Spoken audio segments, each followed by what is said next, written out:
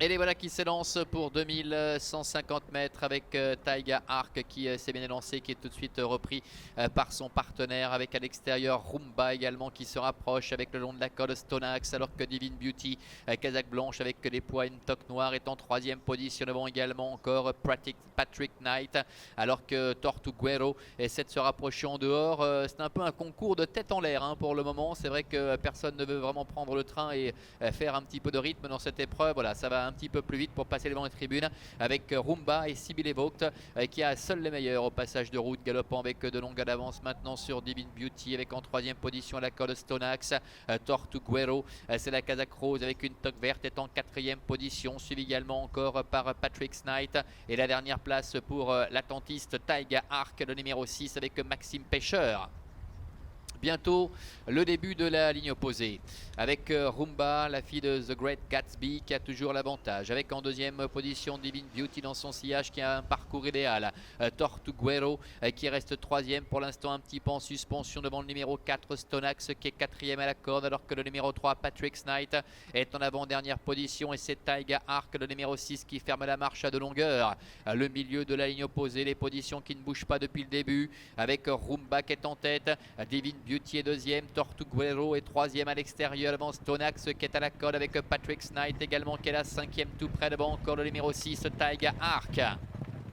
Tournant final qui est abordé en tête par Rumba, le numéro 7 avec Divine Beauty qui est deuxième, le long de la corde Stonax, devant encore Tortuguero qui est en dehors, avec au centre la présence de Patrick Knight, alors que Taiga Arc ferme la marche. Ils vont bientôt aborder la dernière ligne droite, avec toujours les mêmes aux avant-postes, avec Rumba qui commence à être sollicité, Tortuguero qui se rapproche en dehors, Divine Beauty qui est là, Stonax qui est à la corde, Patrick Knight également qui est au centre, devant encore Taiga Arc à 300 mètres de l'arrivée, avec Tortuguero qui s'annonce maintenant à l'extérieur, avec Patrick Knight qui accélère, et Taiga Arc également qui est lancé en dehors, devant encore Divine Beauty à 150 mètres du poteau.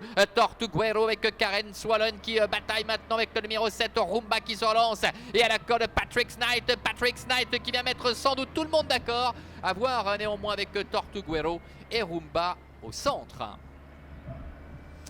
Voilà Patrick Knight, le numéro 3, qui semble-t-il est venu le faire sur le poteau. C'est fait. La deuxième place sans doute pour le numéro 1 Tortuguero.